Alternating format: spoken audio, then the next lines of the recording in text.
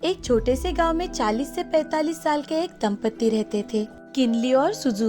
उनके हालात काफी बुरे थे। छोटा सा पुराना सा घर, उस घर की छत भी टूटी फूटी थी। सुबह धूप की किरणें उनके घर के अंदर आती और रात को चांद की रोशनी। घर चलाने के लिए किनली जंगल में बांस काटने का काम करता है। एक दिन किनली बांस काट रहा था, पर उनमें से एक बांस से तेज रोशनी आ रही थी। अरे, ये बांस इतने चमक क्यों रहे हैं? किनली ने बड़े ही प्यार से वो बांस काटा। उस बांस के अंदर से अंगूठे के आकार की बहुत ही खूबसूरत सी लड़की निकली और उस लड़की से तेज रोशनी निकल रही थी। कितनी खूबसूरत! इसे मैं घर ले जाऊंगा। किनली ने बहुत ही ध्यान से उस लड़की को अपने हाथ पर रखा और अपने घर ले गया। घर पहुंचकर उसने अपनी पत्नी को सारी बात बताई। सुजू भी नन्ही लड़की को देखकर हैरान हो गई। ये तो चांद की तरह चमक रही है। हम इसे मूनलाइट कहेंगे। किनली हर दिन की तरह जंगल में बांस काटने के लिए जाता है, पर अब वो जब भी बांस काटता, उस बांस के अंदर से सोने की मोहरें निकल रही थी। उसने सोचा कि ये सब मूनलाइट के आने से ही हुआ है। वो मूनलाइट को बहुत ही सौभाग्यशाली मानता था। मूनलाइट सामान्य बच्चों से दुगनी तेजी से बढ़ रही थी और महज 10 बरस में वो बहुत ही खूबसूरत युवती में बदल चुकी थी। किनली और उसकी पत्नी अब बहुत अमीर बन चुके हैं और एक बड़े से घर में रहते हैं। उन लोगों ने मूनलाइट की परवरिश में कोई भी कमी नहीं छोड़ी। उसे बिल्कुल अपनी बेटी की तरह पाला है। दिन बीतते गए। अब मूनलाइट बड़ी हो गई। जब भी मूनलाइट अपने घर से बाहर निकलती, लोग बस उसे ही देखते। गांव वाले भी किनली और सुजू से हमेशा पूछते थे कि मूनलाइट आखिर है कौन। मूनलाइट हमें बांस के अंदर मिली थी, पर हम उसे बेटी जैसा प्यार करते हैं।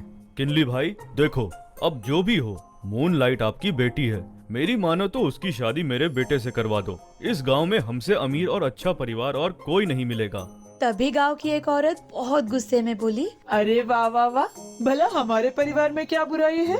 किनली जी, कुछ ही महीनों में मेरा बेटा विलायत जाने वाला है। मूनलाइट की शादी तो मेरे बेटे से ही करवाओ, वो उसे भी विलायत ले जाएगा। गांव के लोग एक दूसरे से बहस करने लग गए।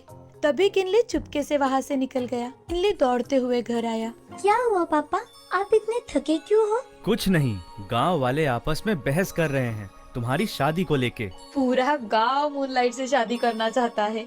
गांव का ऐसा कोई भी घर नहीं है जिसने मूनलाइट को अपने बहू के रूप में ना देखा हो। पर मुझे शादी नहीं करनी है, मुझे बस आप दोनों के साथ ही रहना है। बेटी, सब लड़कियों की शादी होती है और तेरी भी होगी। मूनलाइट अपने माता पिता के साथ खुशी खुशी रहना चाहती थी, लेकिन एक बात हमेशा उन्हें सताती थी। मैं कौन हूँ?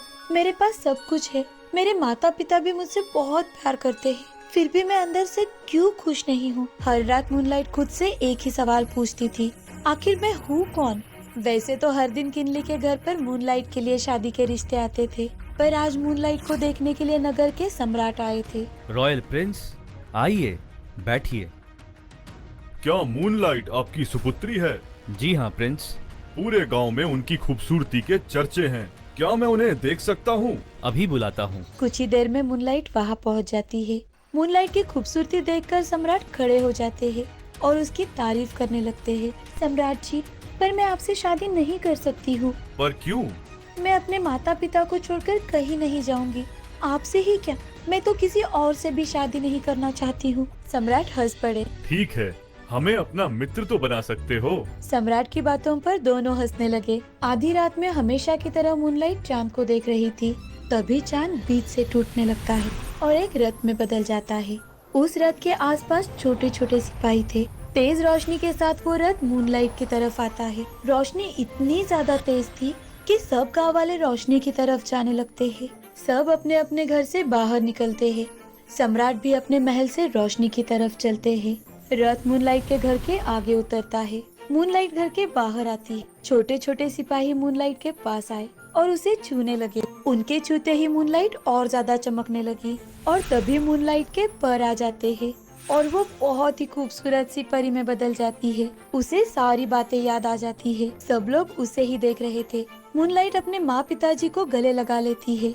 एक रात में चांद से धरती पर आई थी। मेरे पीछे कुछ जंगली जानवर पड़े थे और मैं बहुत थक चुकी थी, इसीलिए बांस के अंदर जाकर आराम करने लगी और अगले दिन आप मुझे अपने घर लेकर आए।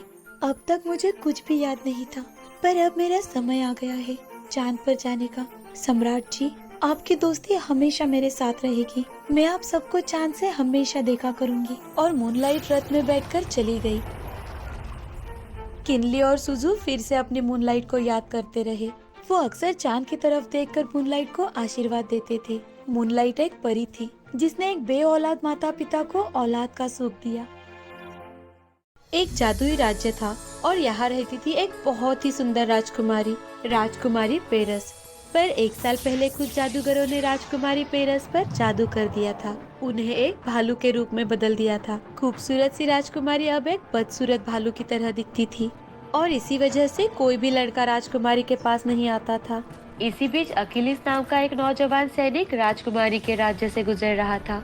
वो कई दिनों से यात्रा कर रहा था, इसीलिए बहुत ज्यादा भूखा था। जब उसने दूर से ही राजमहल देखा तो वो राजकुमारी की ओर बढ़ गया। उसने अपने घोड़े को अस्तबल में रखा और घोड़े को पानी और खाना दिया।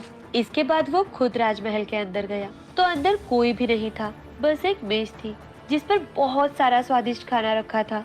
खाना देखकर अकिलिस से रहा नहीं गया। वो तुरंत ही खाना खाने बैठ गया। अरे वाह, लगता है किसी को पता था कि मुझे बहुत भूख लगी है। इतने दिनों से भूखा अकिलिस बड़े ही चाव से भोजन करने लगा। जब उसका भोजन समाप्त हुआ तो उसके सामने एक बड़ा सा भालू आया। भालू को सामने देखकर अकिलिस बहुत डर गया। देखो, मेरे नजदीक मत आना। अकिलिस ने तुरंत ही अपनी तलवार भालू की ओर की। घबराओ मत, मैं कोई जंगली भालू नहीं हूँ। क्या बोलने वाला भालू? नहीं, मैं कोई भालू नहीं हूँ, मैं एक लड़की हूँ। क्या? मैं इस महल की राजकुमारी हूँ, राजकुमारी पेरस। मुझे कुछ जादूगरों ने उनके जादू से भालू बना दिया है और मेरा ये जादू तभी टूटेगा जब कोई युवक मेरे कमरे में एक रात सोएगा। क्या तुम मेरी मदद कर सकते हो? पता नहीं क्यों, पर लग रहा है कि तुम सही बोल रही हो। अगर तुमने मेरी मदद की तो मैं वापस अपने रूप में आ जाऊंगी और मैं वचन देती हूँ कि मैं तुमसे ही शादी करूंगी। ठीक है, मैं तुम्हारी मदद करने के लिए तैयार हूँ। अखिलेश राजकुमार पेरस के कमरे में सो गया। थकान के वश उसे अच्छी नींद आई और जब अगली सुबह उसकी आँख खुली तो उसके सामने एक बहुत ही खूबसूरत सी राजकुमारी खड़ी थी। राजकुमारी को देखकर अखिलेश स्तब्ध रह गया। उसने कभी नहीं सोचा था कि राजकुमारी इतनी सुंदर होगी। अपने वचन के अनुसार राजकुमारी ने अखिलेश के साथ शादी कर ली। कुछ महीने बहुत अच्छे से बीते। दोनों एक साथ बहुत खुश थे, लेकिन अब अखिलेश को अपने परिवार की याद आ रही थी। क्या मैं कुछ दिनों के लिए अपने गांव जा सकता हूँ? मुझे माता पिता की बहुत याद आ रही है। सोच रहा हूँ उन्हें अपने साथ यहीं ले आऊँ। ठीक है अखिलेश, लेकिन जल्दी आना। और हाँ, ये जादुई बीज का थैला लो। रास्ते में जहाँ से भी गुजरोगे वहाँ सड़क के दोनों ओर फेंकते हुए जाना। इस बीज से जादुई पेड़ उगेंगे और उन पेड़ों पर पक्षी अपना बसेरा करेंगे। तुम्हारी हर बात जादुई है पेरिस। राजकुमारी ने अपने पति को विदा किया और अखिलेश अपने गांव की ओर चल पड़ा। अखिलेश रास्ते में वो जादुई बीज फेंकता जा रहा था। सड़क की दोनों ओर जादुई पेड़ उग रहे थे। एक दिन अचानक से जादूगर की नजर अखिलेश पर पड़ गई। ये जादुई बीज तो राजकुमारी के पास थे। जरूर ये वही है जिसने मेरे जादू को तोड़ा है। जादूगर अखिलेश के रास्ते में खड़ा हो गया। तुम कौन हो और मेरा रास्ता क्यों रोक रहे हो? मैं वही हूँ जिसका काम तूने बिगाड़ा है। अब तुझे इसकी सजा मिलेगी। जादूगर ने अखिलेश की ओर अपनी छड़ी घुमाई। मैं तुझे श्राप देता हूँ कि तू 6 महीनों तक सोता रहेगा। जादूगर के ऐसे कहते ही अखिलेश जमीन पर गिर गया और गहरी नींद में सो गया। यहाँ कुछ महीने बीत गए और अखिलेश राजकुमारी के पास नहीं लौटा तो वो बहुत परेशान हो गई। अब राजकुमारी ने अखिलेश को ढूंढने का निर्णय लिया। वो उसे ढूंढने निकल पड़ी। जादुई पेड़ राजकुमारी का मार्गदर्शन कर रहे थे। राजकुमारी ने देखा कि अखिलेश एक पेड़ के नीचे लेटा हुआ है। अखिलेश, अखिलेश उठो, उठो अखिलेश। कई बार उठाने के बाद भी अखिलेश की नींद नहीं टूटी तो राजकुमारी को बहुत ज्यादा गुस्सा आ गया। ओ नींद के दीवाने, तेरी याद में मेरी नींद गायब हो गई है। ए हवा, ले जा इस कबक को, ले जा, इतनी दूर ले जा कि वापस मुझ तक नहीं लौट पाए। राजकुमारी के ऐसे बोलते ही हवा ने अखिलेश को उठा लिया और अपने साथ ले गई। तभी राजकुमारी को एहसास हुआ कि उसने कितनी बड़ी गलती कर दी। यहाँ अखिलेश एक रेगिस्तान में सोया था। 6 महीने बाद उसकी आँख खुली। ये मैं कहाँ आ गया? मुझे जल्दी ही पेरिस के पास लौटना होगा। चलते चलते अखिलेश को एक लड़का दिखा। लड़का हूबहू उस जादूगर की तरह दिख रहा था। लड़के के हाथ में एक कालीन और एक टोपी थी। तुम कौन हो और यहाँ क्या कर रहे हो? मैं यहीं रहता हूँ। मैं जादूगर का बेटा हूँ और ये देखो मेरे पिताजी ने मुझे क्या दिया है। ये क्या है? उड़ने वाला कालीन और अदृश्य करने वाली टोपी। अरे वाह, पर मैं कैसे मान लूं कि ये दोनों जादुई हैं? यकीन नहीं है तो इसे आजमा के देखो। अखिलेश उड़ने वाले कालीन पर सवार हो गया और उसने जादुई टोपी भी अपने पास रख ली। ए जादुई कालीन, मुझे राजकुमारी पेरिस के पास ले चल। जादुई कालीन आसमान में बहुत ऊपर उड़ रहा था। अखिलेश थोड़ा परेशान था। कुछ समय के बाद अखिलेश वापस राजकुमारी के राजमहल के बाहर खड़ा था, लेकिन सैनिकों ने उसे भीतर जाने से रोक दिया। तभी अखिलेश ने अदृश्य टोपी सिर पर पहन ली और अदृश्य होकर भीतर चला गया। अंदर एक राजकुमार था जो कि राजकुमारी के लिए शादी का प्रस्ताव लेकर आया था। उसने राजकुमारी को हीरों से सजा हुआ आईना भेंट में दिया। तभी अखिलेश ने वो आईना राजकुमारी से छीनकर जमीन पर पटक दिया और अपने सर पर से वो टोपी निकाल दी।